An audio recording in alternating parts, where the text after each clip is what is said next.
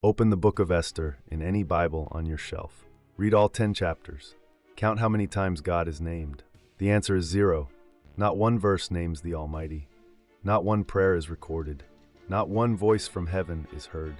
This is the story of the chapter, the Masoretes cut. The chapter where Mordecai prays.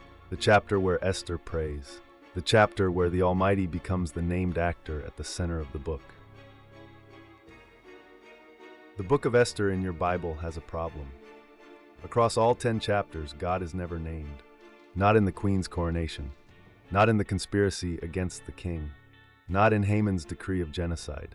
Not in Esther's 3-day fast. Not in the king's reversal. Not in the deliverance of the Jews. The Almighty is the silent absence at the center of this book.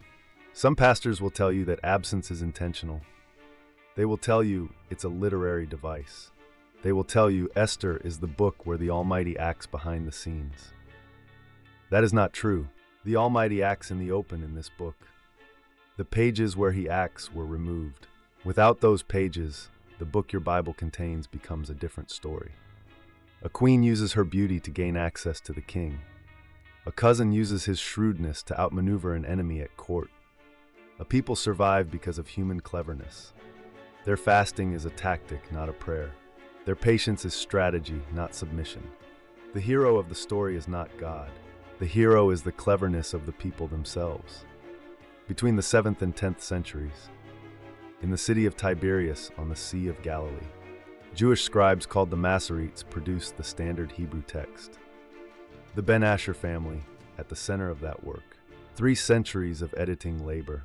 Codices like the Aleppo and the Leningrad still bearing their hand. They worked 700 years after Christ had ascended, almost 1,000 years after the Septuagint was already in circulation. They called their text authoritative. The Christian church had been reading the Greek Old Testament for a millennium. The Masoretes produced something different. They cut from the book of Esther every passage where the Almighty is named. The largest single deletion in the entire book is in chapter 4, right after Esther agrees to approach the king.